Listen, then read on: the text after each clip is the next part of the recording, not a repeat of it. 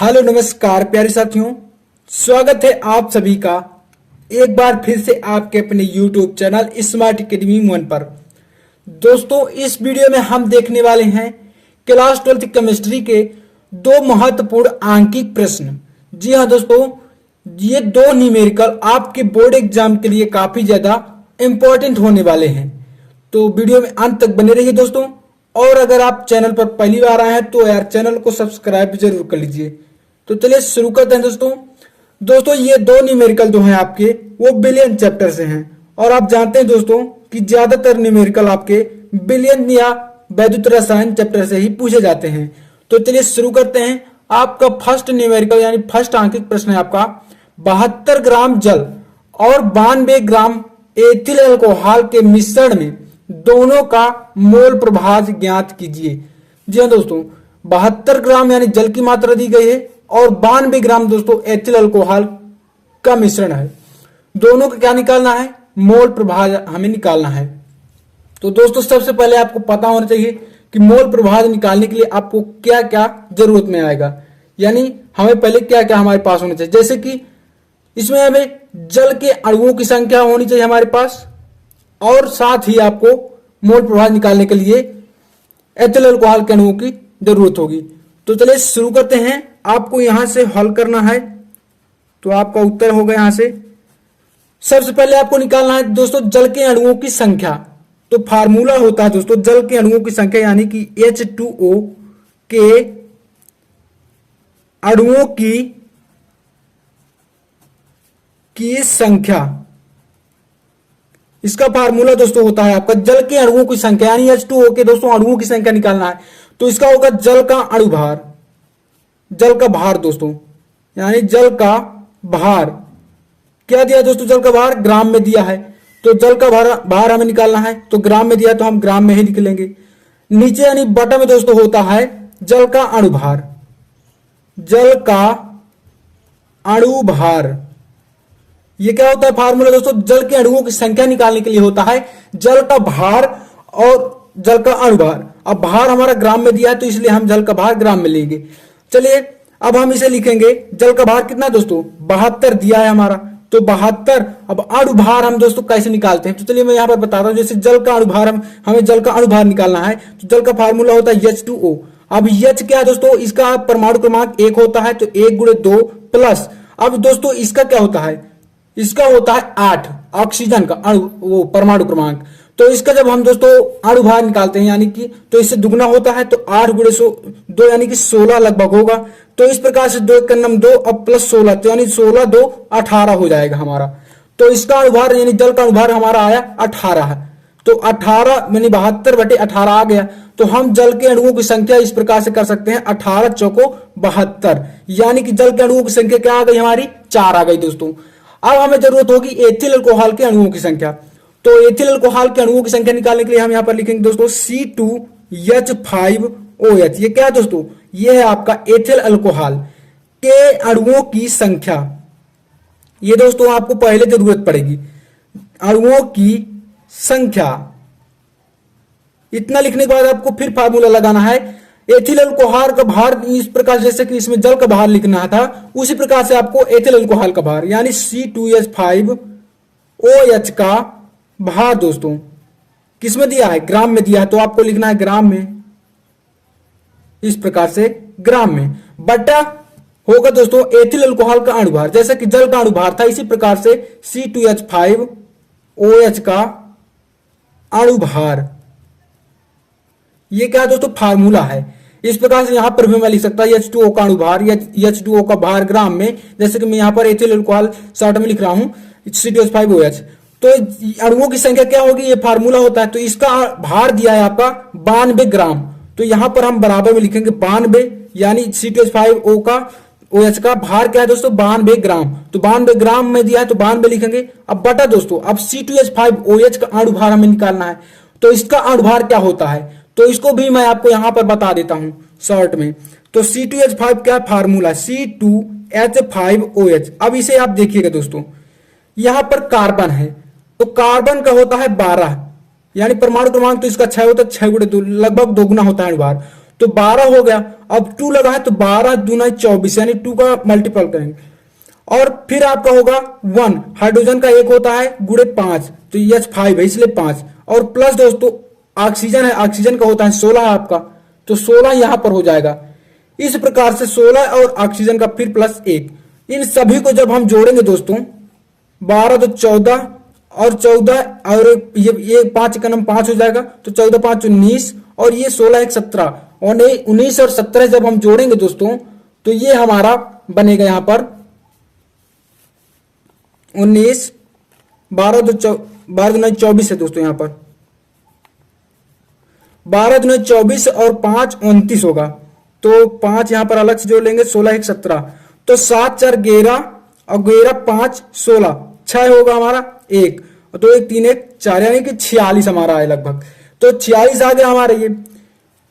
एक बार फिर से जोड़ लेते हैं 7 4 11 11 5 16 और 1 हमारा ये हासिल बच गया 2 1 3 1 4 तो 46 हमारा है। तो इसका मतलब कि C2H5OH का अनुभार कितना है 46। अब हम इसे दोस्तों डिवाइड करेंगे तो चलिए काट लेते हैं इसको हम। तो दोस्तों 46 का दुगुना अब हम करें तो हमारा 92 होता है।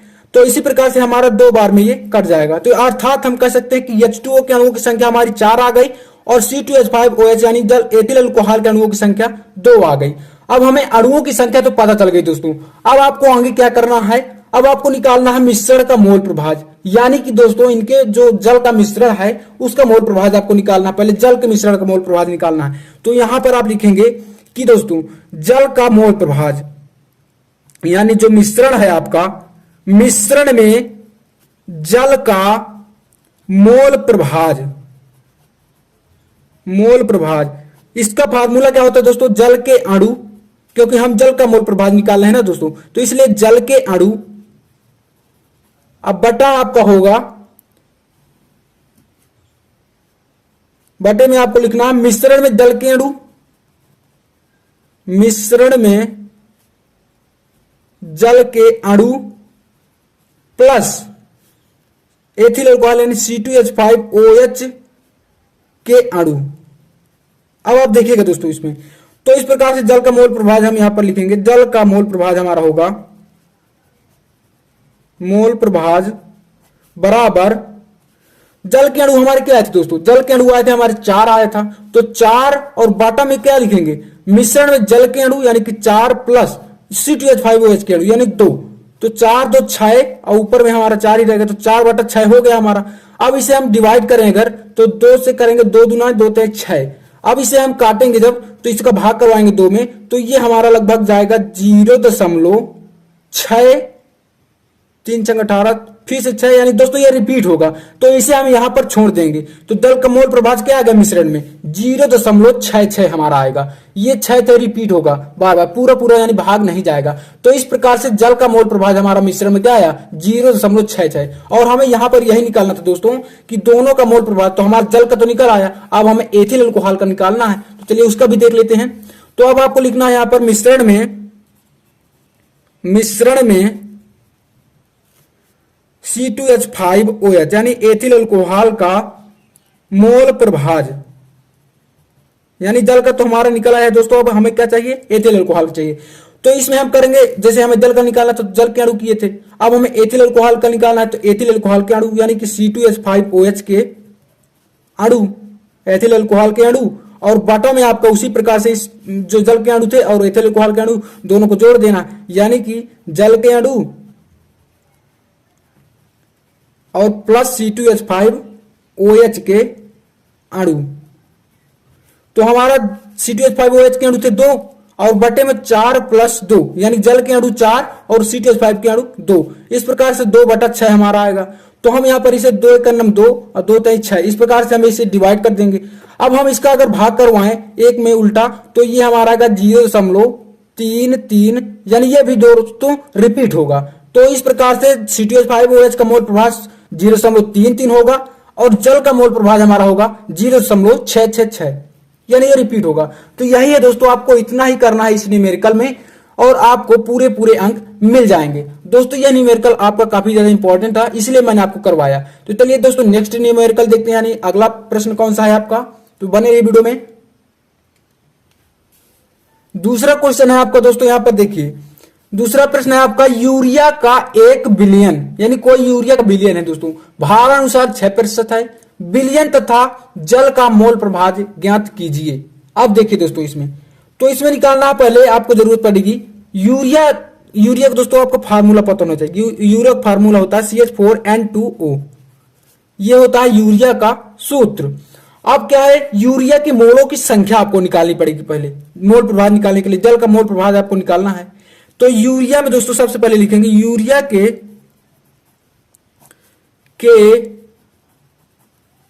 मोलों की संख्या बराबर, इसके मोलों की संख्या करेंगे आपको तो 6% दिया है, तो 6। और दोस्तों अब यहां पर आप देखिएगा ये जो यूरिया है, अब आप दोस्तों यहां पर देखिए ये आपका यूरिया है, यूरिया का आपको निकालना है अणु भार। अणु भार कैसे निकालेंगे तो मैंने आपको बताया था, तो चलिए मैं एक बार और आपको बता देता हूं यहां पर। तो जैसे ये CH4N2O है, तो C होगा हमारा 12, यानी कार्बन का 6 होता है, 6 दूने 12 और प्लस 1 हाइड्रोजन और 4 लगा तो 4 होगा, प्लस नाइट्रोजन होता है 7, तो 7 दूना 14 हो जाएगा हमारा, और 14 है तो 14 गुणे 2 यानी 2 हमारा लगा है, और प्लस का हमारा ऑक्सीजन का 16 हो जाएगा। तो इस प्रकार से हमारे 14 दूना 28 और 16, और यहाँ पर 4 का नाम 4 यानी 12 4 16, 16 16 दूना 32 हो जाएगा, और 28 हम जोड़ेंगे तो 60 हो जाएगा। तो हम यहाँ पर लिखेंगे दोस्तों ये हमारा 6% है ना, तो इस प्रकार से हमारा ये होगा 6, और 6 बटे होगा हमारा 60, क्योंकि 60 क्या है अणुभार है, तो 6% में हमारा यूरिया का अणुभार क्या है 60 है, तो हम इसे 6/60 लिखेंगे, और यही हमारा कट करके आएगा, जब हम इसमें भाग करवाएं या काटे तो हमारा हो जाएगा 0.1। क्या होगा, यूरिया के मोलों की संख्या क्या आ गई हमारी, आ गई 0.1 आ गई। अब हमें चाहिए जल के मोलों की संख्या, यानी यूरिया के मोलों की संख्या तो हमने निकाल ली, अब हमें क्या चाहिए, जल के मोलों की संख्या, तो हम इसे निकालते हैं। चलिए दोस्तों अब हम इसे निकालेंगे तो बराबर लगाएंगे यहां पर। अब आप देखिए दोस्तों यहां पर 6% हमारा दिया था क्या यूरिया, बाकी का जो बचेगा वो तो हमारा जल होगा ना, क्योंकि बिलियन है, अगर बिलियन में 6% भार अनुसार यूरिया है तो बाकी का जो बचेगा वो जल ही होगा, क्योंकि बिलियन में यूरिया और जल का ही मिश्रण है। तो इसलिए हम यहां पर करेंगे 100 माइनस 6, यानी कि 6% हमारा इस 100 से निकल गया यूरिया। अब हमारा बचता क्या है, जल बचता है, और जल का अणुभार आप जानते हैं दोस्तों 18 होता है, H2O का अणुभार। इसी प्रकार से जैसे मैंने आपको निकाल के बताया, तो इसका होगा अणुभार हमारा 18 है। इस प्रकार से यहां पर इससे हम घटाएंगे तो 94 बचेगा, 100 में -6 और बट्टे में 18 बचेगा। अब आप इसे काट कर अगर भाग करवाएं तो 18 पंचे 90 होगा हमारा, 9 आ गया और 4, और यहां पर दोस्तों 90 और 4 होगा तो 40 बनेगा, तो 18 दूना 36, 18 पंचे 90 यानी 5.2 लगभग दोस्तों आपका लगभग इसमें आएगा 5.2 आएगा अगर आप इसे काटेंगे इस प्रकार से। तो हमारा जल के मोलों की संख्या क्या आ गई, 5.2 आई थी आ गई, और यूरिया के मोलों की संख्या आई थी हमारी 0.1। तो अब आपको क्या करना, देखिए यूरिया के मोल प्रभाज आपको निकालना है, तो इसलिए हम यहां पर लिखेंगे यूरिया का मोल प्रभाज बराबर, आपको पहले सबसे पहले दोस्तों लिखना है यूरिया के मोलों की संख्या, ये फार्मूला होता है मोल प्रभाज निकालने के लिए, यूरिया के यानी दोस्तों यूरिया के मोलों की संख्या बटे, अब आपको लिखना है यूरिया के मोलों की संख्या और जल के मोलों की संख्या, यूरिया के मोलों की संख्या प्लस जल के मोलों की संख्या। ये दोस्तों यहां पर लिखा है यूरिया के मोलों की संख्या और बटे में यूरिया के मोलों की संख्या प्लस जल के मोलों की संख्या। ये क्या है, यूरिया का मोल प्रभाज का फार्मूला है। तो आपको निकालना यूरिया के मोलों की संख्या क्या आई थी, 0.1 आई थी, और यहां पर दोस्तों यूरिया के मोलों की संख्या तो यानी कि 0.1 और प्लस जल के मोलों की संख्या 5.2, ये यहां पर अभी निकाले हैं। तो इसका हो जाएगा 0.1 बटे 5 ये जोड़ेंगे 0.1 प्लस 5.2 तो आएगा 5.3। अब आप यहाँ पर देखिए दोस्तों, दशमलव जब हटाएंगे तो 1/53 हो जाएगा, क्योंकि 10 का ऊपर नीचे गुणा करवाएंगे तो 1/53 हो जाएगा। इतना ही आपका आया क्या, यूरिया का मोल पे भाज आ गया। ये आप इसे भाग करवा के किसी भी प्रकार से लिख सकते हैं। वहां पर बोर्ड एग्जाम में आप इसे जल्दीबाजी में इतना भी लिख देंगे तो ये सही माना जाएगा। तो 1/53 आ गई है, तो आप इसे डिवाइड करके भाग दशमलव में भी लिख सकते हैं। तो इस प्रकार से यूरिया का मोल प्रभाव हमारा क्या आ गया, 1/53 आ गया। और अगर आपको जल का मोल प्रभाव निकालना है तो 1 से आप इसे माइनस कर दीजिए तो जल का मोल प्रभाव आएगा। तो यही दोस्तों आपके 2 इंपॉर्टेंट न्यूमेरिकल थे। सो आशा करता हूं आपको अच्छा समझा पाया हूं। चलिए मिलते हैं नेक्स्ट वीडियो में। अगर आपको वीडियो अच्छा लगा हो तो चैनल को सब्सक्राइब और वीडियो को लाइक जरूर कर दीजिएगा और अपने दोस्तों के साथ भी शेयर कर दीजिएगा दोस्तों, क्योंकि काफी मेहनत से वीडियो बनानी पड़ती है। चलिए मिलते हैं नेक्स्ट वीडियो में दोस्तों।